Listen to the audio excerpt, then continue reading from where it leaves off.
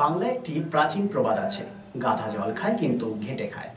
এই প্রবাদটি সমানভাবে প্রযোজ্য হলো বর্ধমান দুর্গাপুর লোকসভা কেন্দ্রের তৃণমূল কংগ্রেসের সাংসদ কীর্তি আজাদের ক্ষেত্রে। কেন বলছি এমন কথা?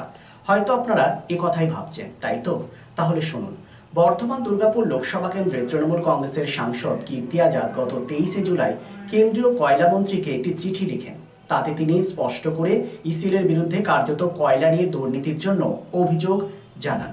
পাশাপাশি তৃণমূল সাংসদ কয়লা দুর্নীতি নিয়ে ইডি ও সিবিআই তদন্তের দাবি জানায়। তৃণমূল সাংসদ হঠাৎ করে এ রাজ্যে পুলিশের উপর আস্থা হারিয়ে কেন কেন্দ্রীয় এজেন্সির উপর ভরসা রাখলেন, তা নিয়ে বিস্তর জল ঘোলা শুরু হয়। কেন্দ্রীয় প্রতিমন্ত্রী সুকান্ত মজুমদার এ বিষয়ে কটাক্ষ করতেও ছাড়েননি।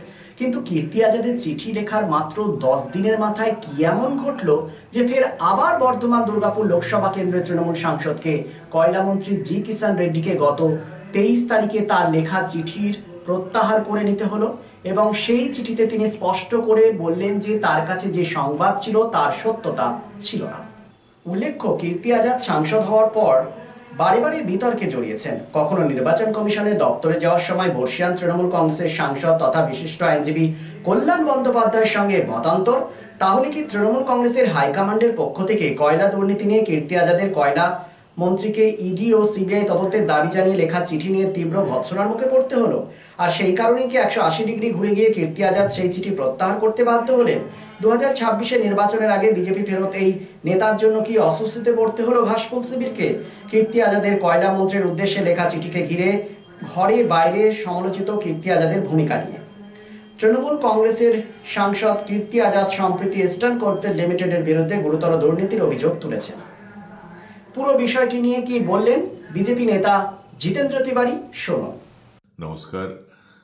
গতকাল থেকে আমরা টিভির পর্দায় দেখছি যে ইসিএল এর বিভিন্ন কলিয়ারিতে কয়লা কেলেঙ্কারির মাধ্যমে পাণ্ডবেশ্বরের তৃণমূল কংগ্রেস লোকেরা সেখানকার বিধায়কের নেতৃত্বে 1300 কোটি টাকা চুরি করেছে। এটা অন্য কেউ বলছে না, ওদের দলের সাংসদ কীর্তি আজাদ তিনি এটা ফাঁস করেছেন। তিনি অনেক কাগজপত্রের কথা বলেছেন যেখান থেকে তিনি জানতে পেরেছেন। আমরা জানতাম যে এরা চুরি করে, মানুষের হকের টাকা চুরি করে, এটা আমরা জানতাম, কিন্তু তার পরিমাণ 1300 কোটি হবে এটা আমরা ভাবতেও পারিনি। তো পাণ্ডবেশ্বরের মানুষের কাছে বলি যে পাণ্ডবেশ্বরে প্রায় 50,000 পরিবার আছে। এই টাকা মানে আপনাদের হকের টাকা, এক একটা পরিবার যদি পেত এই টাকা, তাহলে প্রত্যেক পরিবারে অন্তত 3 লক্ষ টাকা করে পেত। মানে আপনাদের যে 3 লক্ষ টাকা পাওয়া উচিত ছিল এক একটা পরিবারে, সে টাকা এরা চুরি করেছে। যত তৃণমূল কংগ্রেসের নেতারা আপনাদের অঞ্চলে পার্টি করে, সে এটা মাথায় রাখুন যে আপনার হকের 3 লক্ষ টাকা চুরি করে তারপর সে দল করছে। আপনাকে বলছে মিটিংয়ে চলো, মিছিলে চলো, এই চলো, ওই চলো।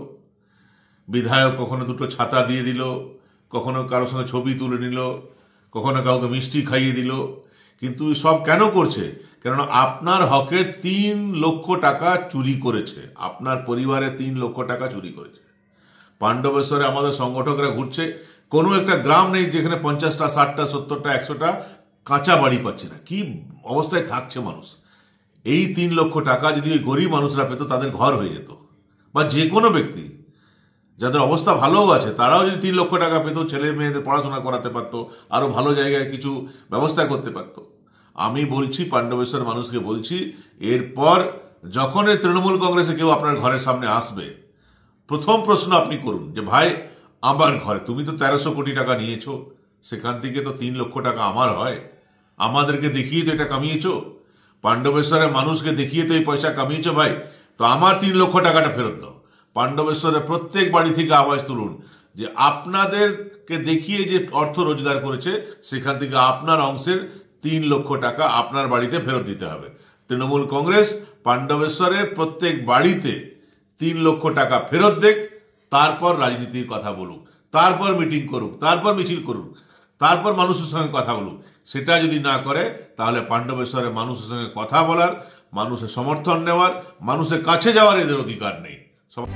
সিন্স 1999 দীর্ঘ 25 বছর ধরে অভিনব গিনি হাউস মানুষের সাথে, মানুষের পাশে। অভিনব গিনি হাউসে রয়েছে সোনা, রূপো ও হীরের আধুনিক ডিজাইনের হালকা ও ভারী গহনার বিপুল সম্ভার। আপনার বাজেটের মধ্যেই অভিনব গিনি হাউস আপনাকে দেবে এক উষ্ণ পরিষেবা। বিবাহ, অন্নপ্রাশন থেকে শুরু করে যে কোনো মাঙ্গলিক অনুষ্ঠান এবং উৎসবের আগিনায় আপনার সেরা পছন্দ অভিনব গিনি হাউস।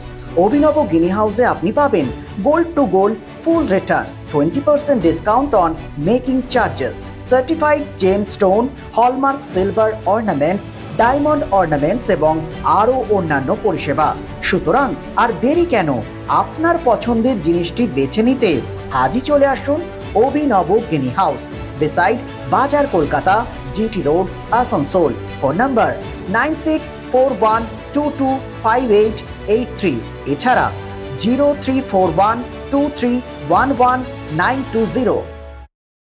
আসানসোল শিল্পাঞ্চলে sanitary fittings, sanitary pipe, taps, water heater এবং আরো অন্যান্য হোম অ্যাপ্লায়েন্সেস এর একটি বিশ্বস্ত দুটি নাম আশিস স্যানিটারি এন্টারপ্রাইজ এবং আশিস বাথ গ্যালাক্সি। আধুনিক শীততাপ নিয়ন্ত্রিত শোরুমে আপনি পাবেন পেরিবার, জাগুয়ার, ফিলোনেক্স এবং রোকার মতো বিশ্বমানের কোম্পানির bath fittings, pipe, water heater, taps and many more. So come and enjoy our services at your doorstep.